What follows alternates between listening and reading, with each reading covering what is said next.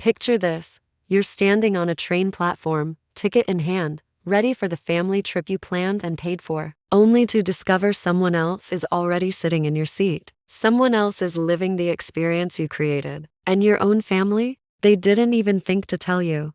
That's exactly what happened to me. And if you've ever felt like the family TM, the eternal problem solver, or the one who gives everything but gets nothing back, this story is for you. There I was in Vermont, clutching my train ticket and lukewarm coffee, surrounded by those gorgeous fall colors, gold and red leaves dancing in the morning breeze. This was supposed to be the moment, the 40th wedding anniversary trip I'd spent months planning for my parents. Every detail perfect, every dollar accounted for, but when I handed my ticket to the agent, his face told me everything I needed to know before he even spoke. "This ticket's already been used," he said, frowning at his scanner. "Passenger checked in this morning. Already boarded." My heart stopped. That's impossible. That's when my phone buzzed. A text from my brother Brian that would change everything. "Tiff, really wanted to see the fall colors. You don't even like crowds anyway." We figured it made sense. And just like that, I watched my train, the one I'd researched, booked, and paid for, disappear around the bend, with Tiffany, my brother's girlfriend of 6 months, sitting in the seat I'd held for months. Let me paint you a picture of my family dynamic. Maybe you'll recognize it. Growing up, I was the responsible one. Straight A's while Brian charmed his way through barely passing grades. When Dad lost his job, 16-year-old me picked up diner shifts and handed every dollar to Mom without question. She called me her little rock, a title I wore with pride. Brian? He was the baby, the one who just needed more time. He crashed the car twice before 20, never paid for repairs. Got a C in microeconomics, and Mom cried tears of joy. "He's trying so hard," she'd say. When Brian got into community college, I paid for his books. When he dropped out, I helped him find work. When he lost that job a month later, I co-signed his lease and covered his payments. My guest room became his revolving door of failure, and through it all, I told myself I was helping. That's what good daughters do, right? Here's the thing about being the reliable one: you become invisible. Not as a person, but as someone with needs, feelings, boundaries. Mom never directly asked me to pay bills. She had a more subtle approach. "Your brother's doing his best, honey. It's hard for young people these days. You're lucky to have such a stable career. Not everyone has your sense of responsibility." Translation: pay up, and don't complain about it. I made good money as a systems analyst. I convinced myself I was blessed to help. But looking back, I realized something crucial: Mom never thanked me. Not really. She just expected it. And my generosity was never framed as a gift. It was just what I did, who I was.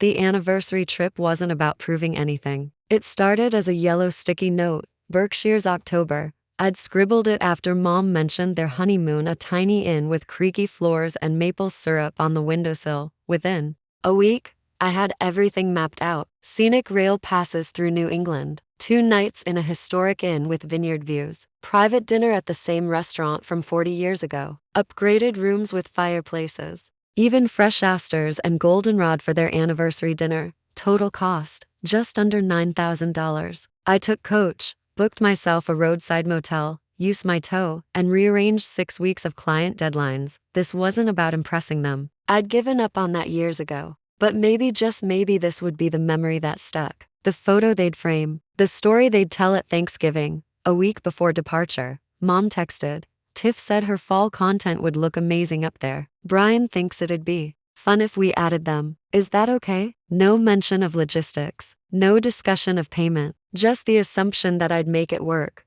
I managed to book another overpriced room nearby, confirmed our train cabin could hold 4 people, held our original reservation. Then, silence. A few days later, I saw Tiffany's Instagram story, brown leather boots on my living room floor with the caption, "Can't wait for fall adventures." She hadn't even asked permission to take the photo. Back to that train platform. As I stood there with my useless ticket, the reality hit me like a freight train. I wasn't forgotten. I was replaced. No one called. No one texted an apology. Brian posted a photo of Mom, Dad, and Tiffany on the train with the caption, "Family fall getaway." Finally making memories together.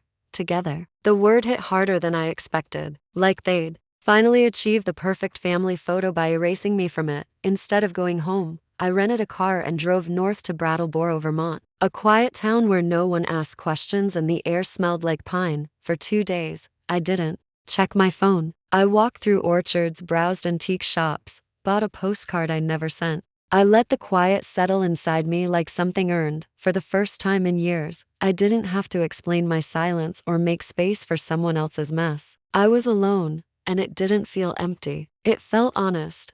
When I got home, I opened Facebook. Mom had posted 24 photos from the trip, tagging Brian, Tiffany, and even the bed and breakfast. Not me.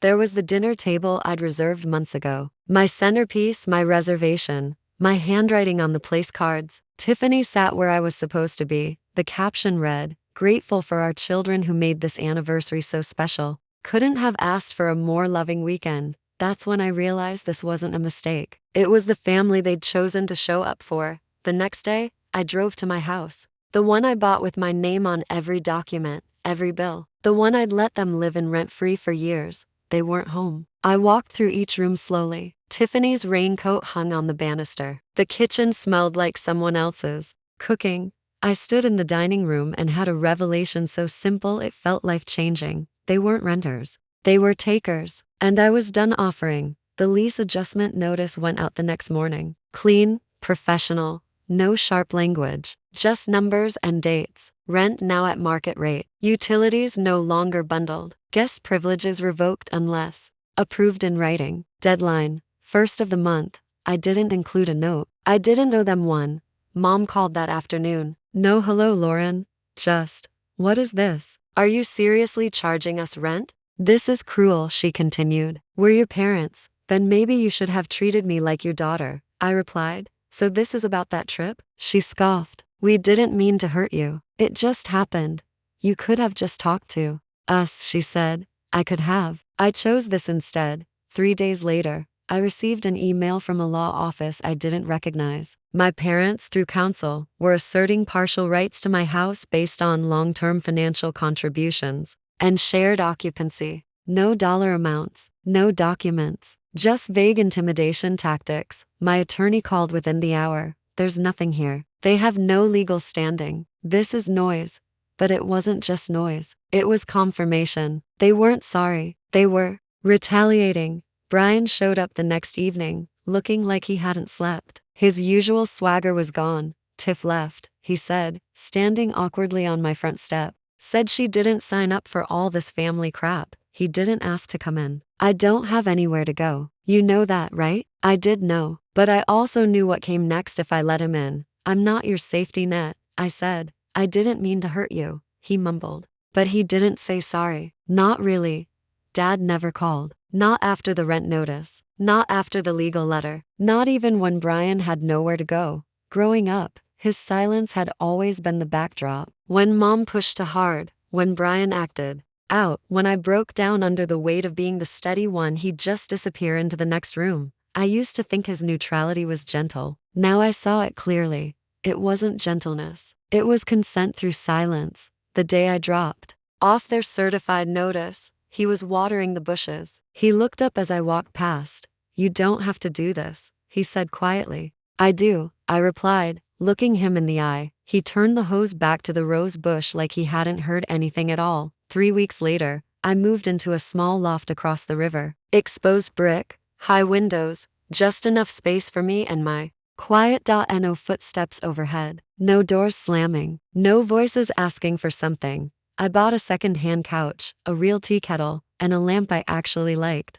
For the first time in years, I wasn't waiting for my phone to buzz with requests for grocery money or guilt-soaked check-ins, just mornings with my own schedule and evenings that belonged only to me. Brian hasn't texted since that night on the porch. Tiffany deleted our photos and unfollowed the whole family. My parents went quiet too. Mom tried one last time. "We miss who you used to be," I replied. "You miss the version of me who never said no, she's gone." There was no answer after that. Sometimes I walk past the park near the train station and sit on the same bench where I read Brian's message. I don't replay it anymore. I just sit because that's what peace feels like. Not celebration, not revenge, just the absence of noise. I used to think saying no would make me heartless. Now I know it made me whole. Last week, I booked a train to Maine. No itinerary, No group chat, no anniversary dinner to coordinate. Just me, a window seat, and a quiet town with a bookstore I've always wanted to visit. I didn't ask anyone's permission, didn't check anyone's calendar, didn't offer to bring souvenirs. I packed light, one bag, a notebook, and a sweater that still smells like cedar. At the station, I paused before boarding and let myself remember. That morning in Vermont, the sting was gone. All that remained was clarity. There's a sticky note on my new bathroom mirror. 5 words I wrote after the move when the silence was still raw. I owe myself the most. Every morning, I read it like a promise. I am not their fixer, not their fallback, not their foundation, not their plan B. I am my own beginning. Some stories aren't told for sympathy. They're told for recognition. If this story made something inside you stir, maybe it wasn't just a story. Maybe it was a mirror. Have you ever felt invisible in the family you built? Have you been the eternal giver, the reliable one, the human ATM? Was there a moment you finally said enough? Your story matters. Your boundaries matter. You matter.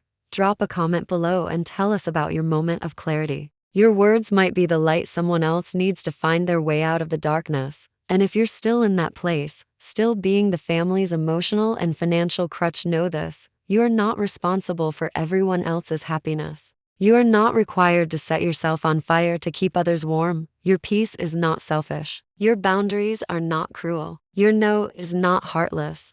It's human. It's necessary. It's overdue. Hit that subscribe button if you want to hear more stories that don't just end, they free. Stories about finding your voice, setting boundaries, and discovering that sometimes the most loving thing you can do is walk away, because some families aren't built on love. They're built on convenience. And you deserve so much more than being someone's convenient solution. Remember, you don't have to shrink yourself to fit into spaces that were never meant for you. The right people will make room. The wrong ones will make excuses. Choose yourself. You've been waiting long enough. Like this video if you've ever felt like the family ATM. Subscribe for more stories about boundaries, self-worth, and finding your voice. And remember, you are not their plan B. You are your own beginning.